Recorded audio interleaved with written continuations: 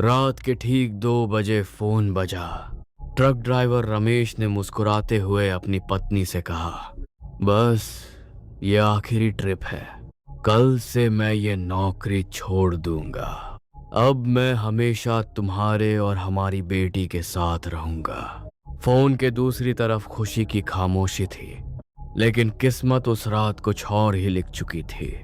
राजस्थान के एक छोटे से गांव में रहने वाला रमेश कोई बड़ा आदमी नहीं था। उसके पास न अपना पक्का घर था, न बड़ी जमीन, न बैंक में लाखों रुपए। लेकिन उसके पास एक ऐसी दौलत थी जिसे वह दुनिया की हर चीज से ज्यादा प्यार करता था, उसकी पत्नी सीमा और 7 साल की बेटी परी। रमेश पिछले 15 साल से ट्रक चलाता था। कभी दिल्ली, कभी मुंबई, कभी जयपुर, तो कभी कोलकाता। उसकी जिंदगी सड़क पर ही गुजरती थी। महीनों तक घर नहीं आ पाता था। त्योहार, जन्मदिन, सालगिरह, सब कुछ वह अक्सर हाईवे पर ही मना लेता था। उसकी बेटी परी हर रात सोने से पहले अपनी माँ से सिर्फ एक ही सवाल पूछती, मम्मी पापा कब आएंगे? सीमा मुस्कुरा देती, लेकिन उसके चेहरे के पीछे छिपे दर्द को कोई नहीं देख पाता। जल्दी आएंगे बेटा, इस बार तुम्हारे लिए बहुत बड़ा सरप्राइज लेकर आएंगे। परी हर दिन घर के बाहर बनी कच्ची सड़क पर खड़ी होकर दूर तक देखती रहती। उससे लगता शायद अगला ट्रक उसके पापा का होगा। रमेश चाहे कितना भी थका हो, लेकिन रोज रात को एक फोन जरूर करता था। कैसी हो सीमा? हम ठीक हैं, बस तुम्हारा इंतजार है। और मेरी गुड़िया फोन पर आते ही परी खिल उठती, पापा इस बार मेरे लिए गुड़िया लाना, लाल वाली ड्रेस पहनने वाली। रमेश हंसकर कहता, इस बार सिर्फ गुड़िया नहीं, पूरा खिलौनों का घर लाऊंगा। लेकिन सच यह था कि रमेश के पास इतने पैसे भी नहीं थे कि वो हर बार बेटी की छोटी छोटी ख्वाहिशें पूरी कर सके। उसने एक सपना देखा था, बस एक आखिरी लंबी ट्रिप, फिर वो ट्रक की नौकरी छोड़ देगा। सालों की कमाई और थोड़ी सी बचत से वह गांव में एक छोटी सी किराने की दुकान खोलना चाहता था। वह चाहता था कि अब उसकी बेटी अपने पिता को सिर्फ फोन पर नहीं, हर सुबह अपने सामने देखे। उसी उम्मीद में उसने इस बार सबसे लंबा और सबसे मुश्किल सफर स्वीकार कर लिया। रवाना होने से पहले सीमा ने उसका माथा चूमा और कहा, अपना ध्यान रखना, जल्दी वापस आना। रमेश मुस्कुराया, इस बार लौटकर कहीं नहीं जाऊंगा। उसे बिल्कुल अंदाजा नहीं था कि ये शब्द उसकी जिंदगी के सबसे भारी वादे बन जाएंगे। ट्रक धीरे धीरे गांव से बाहर निकल गया। पीछे धूल उड़ रही थी और सामने सैकड़ों किलोमीटर लंबा सफर उसका इंतजार कर रहा था। उधर परी घर की छत पर खड़ी अपने पापा के ट्रक को तब तक देखती रही जब तक वह आंखों से ओझल नहीं हो गया। उसे क्या पता था वह अपने पापा को आखिरी बार जाते हुए देख रही है। 3 दिन तक सब कुछ सामान्य रहा, लेकिन चौथी रात ठीक 2 बजे रमेश ने जो फोन किया, उसे सुनकर सीमा के चेहरे का रंग उड़ गया। रमेश की कांपती हुई आवाज में सिर्फ एक ही बात थी, सीमा, अगर मैं सुबह तक घर नहीं पहुंचा तो परी का हमेशा ख्याल रखना। रात के ठीक 2 बजे सीमा का फोन बजा। स्क्रीन पर नाम चमका, रमेश। सीमा मुस्कुराते हुए बोली, इतनी रात को सब ठीक है ना? लेकिन इस बार दूसरी तरफ कुछ सेकंड तक सिर्फ ट्रक के इंजन की आवाज सुनाई दे रही थी। फिर रमेश धीमी और कांपती हुई आवाज में बोला, सीमा, अगर मैं सुबह तक घर नहीं पहुंचा तो परी का हमेशा ख्याल रखना। सीमा का दिल जोर से धड़कने लगा। ये कैसी बातें कर रहे हो? हुआ क्या है? रमेश ने गहरी सांस ली। पता नहीं क्यों आज मन बहुत घबरा रहा है। ऐसा लग रहा है जैसे कोई अनहोनी होने वाली है। सीमा ने तुरंत कहा, गाड़ी साइड में लगाओ, थोड़ा आराम कर लो। सामान से ज्यादा जरूरी तुम्हारी जान है। रमेश हल्का सा मुस्कुराया, बस थोड़ा रास्ता और है, फिर ढाबे पर रुक जाऊंगा। उसी समय पीछे से एक तेज हॉर्न की आवाज आई। रमेश बोला, सीमा, मैं बाद में बात करता हूं। परी को कहना पापा उससे बहुत प्यार करते हैं। फोन कट गया। सीमा कुछ देर तक मोबाइल को देखती रही। उसे पहली बार रमेश की आवाज में इतना डर महसूस हुआ था। उधर हाईवे पर रमेश लगातार ट्रक चला रहा था। आसमान में काले बादल छा चुके थे। तेज हवा चल रही थी। कुछ ही मिनटों में मूसलाधार बारिश शुरू हो गई। वाइपर पूरी रफ्तार से चल रहे थे, लेकिन सामने मुश्किल से कुछ मीटर तक ही दिखाई दे रहा था। रमेश ने सोचा, बस अगले ढाबे तक पहुंच जाऊं, फिर थोड़ी देर आराम कर लूंगा। लेकिन किस्मत को कुछ और ही मंजूर था। अचानक सड़क के बीचों बीच एक छोटी कार खड़ी दिखाई दी। कार की हेडलाइट बंद थी। बारिश इतनी तेज थी कि रमेश को कार आखिरी पल में दिखाई दी। उसने पूरी ताकत से ब्रेक दबाया। जी ट्रक फिसलने लगा। स्टीयरिंग उसके हाथों से कांपने लगा। अगर वो सीधे जाता तो कार में बैठे लोग कुचल जाते। एक पल में रमेश ने फैसला लिया। उसने ट्रक को पूरी ताकत से दूसरी तरफ मोड़ दिया। ट्रक सड़क छोड़कर गहरी खाई की तरफ बढ़ गया। एक जोरदार धमाका हुआ। पूरा इलाका उस आवाज से गूंज उठा। बारिश लगातार होती रही, लेकिन उस रात किसी ने नहीं देखा कि एक बाप ने अपनी जान देकर किसी और के परिवार को बचा लिया। उधर घर में सीमा की बाईं आंख लगातार फड़क रही थी। उसे नींद नहीं आ रही थी। परी मासूमियत से बोली, मम्मी, पापा कल आएंगे ना? उन्होंने मेरी गुड़िया लाने का वादा किया है। सीमा ने आंसू छिपाते हुए उसे सीने से लगा लिया। हाँ बेटा, तुम्हारे पापा अपना हर वादा निभाते हैं। लेकिन उसी समय दरवाजे के बाहर किसी गाड़ी के रुकने की आवाज आई। रात के लगभग 4 बजे थे। सीमा का दिल अचानक जोर जोर से धड़कने लगा। उसने कांपते हाथों से दरवाजा खोला और सामने जो खड़ा था उसे देखकर उसके पैरों तले जमीन खिसक गई। दरवाजे पर खड़ी पुलिस की टीम के हाथ में रमेश का मोबाइल था और उनके अगले शब्दों ने सीमा की पूरी दुनिया हमेशा के लिए बदल दी। दरवाजा खुलते ही सीमा ने सामने 2 पुलिसकर्मियों और एक एम्बुलेंस कर्मचारी को खड़ा देखा। उनके हाथ में एक टूटा हुआ मोबाइल, एक पुराना चमड़े का बटुआ और रमेश की कलाई खड़ी थी। सीमा की सांसें तेज हो गईं। वह कांपती हुई बोली, रमेश कहाँ है? वो ठीक तो है ना? कुछ पल तक किसी ने कुछ नहीं कहा। फिर एक पुलिस अधिकारी ने धीमी आवाज में कहा, बहन जी, हमें बहुत अफसोस है। इतना सुनते ही सीमा की आंखों के सामने अंधेरा छा गया। वह जमीन पर बैठ गई। उसी समय 7 साल की परी दौड़ती हुई बाहर आई। वह मुस्कुराकर बोली, मम्मी, क्या पापा आ गए? मेरी गुड़िया कहाँ है? ये सुनकर वहां खड़े हर व्यक्ति की आंखें नम हो गईं। पुलिस अधिकारी ने कांपती आवाज में बताया, रात करीब 2:30 बजे तेज बारिश के बीच एक छोटी कार हाईवे पर खराब होकर खड़ी थी। कार में एक दंपति और उनका 5 साल का बेटा था।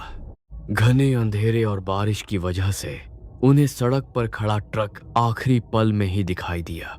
रमेश के सामने केवल 2 रास्ते थे। या तो वह सीधे कार से टकरा जाता या अपने ट्रक को दूसरी ओर मोड़ देता। उसने बिना एक पल सोचे ट्रक को मोड़ दिया। कार में बैठे तीनों लोगों की जान बच गई, लेकिन ट्रक गहरी खाई में गिर गया। राहत दल जब पहुंचा तब तक बहुत देर हो चुकी थी। रमेश ने अपनी आखिरी सांस ले ली थी। यह सुनते ही सीमा फूट फूट कर रोने लगी। परी अभी भी कुछ समझ नहीं पा रही थी। वह बार बार एक ही बात पूछ रही थी, मम्मी, पापा कब आएंगे? लेकिन इस सवाल का जवाब किसी के पास नहीं था। कुछ घंटों बाद एम्बुलेंस गांव पहुंची। पूरा गांव सड़क पर खड़ा था। जिस इंसान ने कभी किसी का बुरा नहीं किया, आज वही सफेद कफन में लिपटा हुआ घर लौट रहा था। परी धीरे धीरे अपने पापा के पास गई। उसने उनके ठंडे हाथ को पकड़कर मासूमियत से कहा, पापा उठो ना, आपने कहा था मेरे लिए लाल ड्रेस वाली गुड़िया लाओगे। वहां मौजूद हर व्यक्ति की आंखों से आंसू बहने लगे। सीमा अपने आंसू रोक नहीं पा रही थी। उसी समय एक छोटी कार घर के सामने आकर रुकी। उसमें से वही परिवार उतरा जिसकी जान रमेश ने बचाई थी। वह आदमी सीधे सीमा के पैरों में गिर पड़ा, रोते हुए बोला, आज मेरी पत्नी और मेरा बेटा जिंदा है सिर्फ आपके पति की वजह से। उन्होंने हमें बचाने के लिए अपनी जान दे दी। मैं ये एहसान कभी नहीं चुका सकता। सीमा ने आंसू पोंछे, लेकिन उसके दिल में सिर्फ एक ही बात गूंज रही थी, अगर रमेश ने दूसरों को बचाया तो मेरी बेटी से उसके पिता क्यों छिन गए। गांव में हर कोई रमेश को हीरो कह रहा था, लेकिन उस छोटी सी बच्ची के लिए वह सिर्फ उसका पापा था। रमेश की जेब से एक मुड़ा हुआ लिफाफा मिला जिस पर लिखा था, अगर मेरे साथ कभी कुछ हो जाए तो इसे मेरी बेटी परी को देना। उस लिफाफे के अंदर क्या लिखा था वही पढ़कर पूरा गांव रो पड़ा। रमेश की अंतिम विदाई के बाद घर में गहरा सन्नाटा था। तभी पुलिस अधिकारी ने अपनी जेब से एक पुराना भीगा हुआ लिफाफा निकाला। उस पर रमेश की लिखावट में लिखा था, अगर मैं कभी वापस न लौटूं तो ये खत मेरी बेटी परी को जरूर दे देना। ये पढ़ते ही सीमा की आंखों से आंसू बहने लगे। उसने कांपते हाथों से लिफाफा खोला। अंदर एक मुड़ा हुआ कागज था। सीमा ने पढ़ना शुरू किया, मेरी प्यारी परी, अगर तुम ये खत पढ़ रही हो तो शायद मैं तुम्हारे पास नहीं हूं। मुझे माफ कर देना बेटा। मैंने कभी तुम्हें जानबूझकर अकेला नहीं छोड़ा। मैं हर बार तुमसे दूर इसलिए जाता था ताकि तुम्हारे सपने पूरे कर सकूं। जब भी तुम गुड़िया मांगती थीं और मैं नहीं ला पाता था तो यकीन मानो मुझसे ज्यादा कोई नहीं रोता था। तुम हमेशा सोचती थीं कि तुम्हारे पापा बहुत मजबूत हैं, लेकिन सच यह है कि सबसे ज्यादा रोने वाला इंसान भी तुम्हारा पापा ही था। अगर कभी लोग तुम्हें कहें कि तुम्हारे पापा अब इस दुनिया में नहीं है तो उनसे कहना, मेरे पापा हर उस सड़क पर जिंदा है जहां उन्होंने किसी की मदद की थी। और एक बात हमेशा याद रखना, अपनी माँ का कभी साथ मत छोड़ना। अब तुम ही उनकी ताकत हो। मैं ऊपर से हमेशा तुम्हें देखता रहूंगा। जब भी रात को आसमान में सबसे चमकता हुआ तारा देखना, समझ लेना तुम्हारा पापा तुम्हें देखकर मुस्कुरा रहा है। तुम्हारा पापा रमेश। खत खत्म होते होते घर में मौजूद हर इंसान रो रहा था। परी ने मासूमियत से पूछा, मम्मी क्या सच में पापा अब तारा बन गए हैं? सीमा ने उसे गले लगाकर कहा, हाँ बेटा, अब वो हमेशा हमारे साथ रहेंगे। कुछ दिन बाद वही परिवार फिर से गांव आया जिसकी जान रमेश ने बचाई थी। उस आदमी ने सीमा से कहा, मैं करोड़पति नहीं हूं, लेकिन आज जो कुछ भी मेरा है उसमें रमेश का भी हिस्सा है। आज से परी की पढ़ाई, उसके सारे खर्च सब मेरी जिम्मेदारी है। ये कोई एहसान नहीं, ये उस इंसान का कर्ज है जिसने मेरी पूरी दुनिया बचा ली। सीमा की आंखों से फिर आंसू बह निकले। उसे पहली बार लगा रमेश भले ही चला गया, लेकिन उसकी इंसानियत आज भी जिंदा है। उस रात परी घर की छत पर गई, आसमान की तरफ देखा, एक चमकता हुआ तारा दिखाई दिया। वह मुस्कुराई और धीरे से बोली, पापा मैं बड़ी होकर आपकी तरह अच्छी इंसान बनूंगी।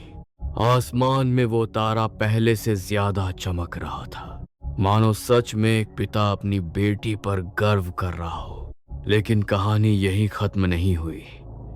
रमेश की मौत के 1 साल बाद उसकी बेटी ने ऐसा काम किया कि पूरा देश उसकी कहानी जानने लगा। और लोगों ने कहा, बेटी हो तो ऐसी। रमेश को गुजरे 1 साल हो चुका था।